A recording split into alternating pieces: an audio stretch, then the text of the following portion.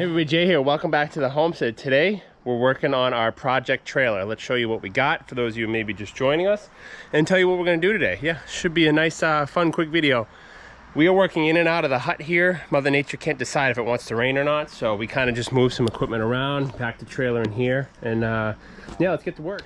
Today's demolition day, so what we're going to do is we bought some 5/4 by 6 by 10 foot pressure treated boards here. Two things: we're either going to use those for the bottom, we're going to use those for the side. So I'm going to put you guys on a time lapse. Most of these sides here are just held on by some nuts and some what's it called there, wow, drawing a blank here, those style bolts, carriage bolts. Thank you very much. So yeah, let's see if we can get this plywood off. We're going to strip this down to the bare frame. That's our goal in this video, is we're going to strip it down. We're going to try to strip it down to the bare frame, tear up some of this plywood here, see what we're working with, get down to the frame, and we'll go from there. So stick around, should be fun.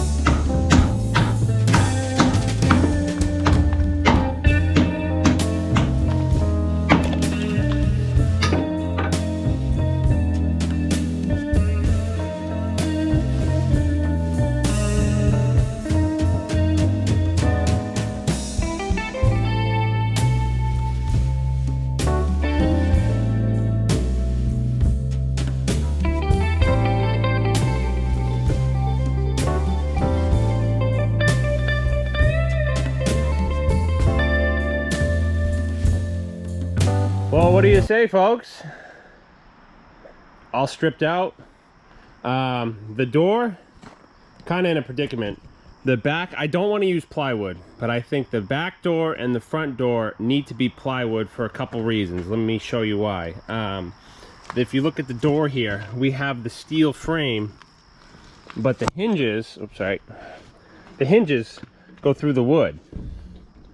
So the hinges actually hold on to the wood door, not the actual, what you see for a steel frame here. So I think we're gonna just have to use plywood for the rear door and plywood for the front. Let me show you why we need plywood for the front. How many times I've done that? Now that there's no weight and it's very tippy. What they did is they welded some channel here for the plywood to fit. So I think we had no choice but to cut the same size sheet of plywood, slide it down and fasten it like they did. I don't like plywood because this is gonna sit outside, and plywood doesn't hold up well to weather. It's not like it's gonna sit in the hut here. It's gonna sit outside, so I don't like it because it's gonna peel. But what I'm thinking we can do is, if we do the plywood, we stain it, we can put maybe a top wood plate here to kind of mask the, I don't want the end grain exposed to water on the plywood. So I think that's what we're gonna have to do. But other than that, it's coming along pretty good. Well, folks, that's all I got for you today as far as restoration goes. We have all the wood in the back of the heavy Chevy. We'll go to the transfer station and we'll dump it, needless to say. But yeah, let me know what you guys think. Restoration's coming along good. We have some 5/4 boards there. I was thinking of using the 5/4 boards as bottom decking, but that's a pretty good size span, and the last thing I want is the floor to sag. So I think we're gonna go ahead and bite the bullet, get some 2x6 by 10 or 2x6 by 8, whatever it may be, because there's really no in between. I don't want to use plywood on the floor. Plywood chips, peels, I don't like it. So I think we're gonna have to go ahead and do 2x6 or 2x8 on the floor, which isn't a big deal. I was just trying to not make the trailer super heavy, but that's a 5,000 pound axle from what I was told, and it sure as hell looks like it. It's very, very beefy. So I didn't want to make the trailer itself too heavy and have the cargo capacity go down. So I was trying to do a hybrid in between. But anyways, whatever. Thanks for watching, guys. God bless. Let me know what you think. Hope you guys are enjoying the series. And like I always say, we will see you guys out in the woods.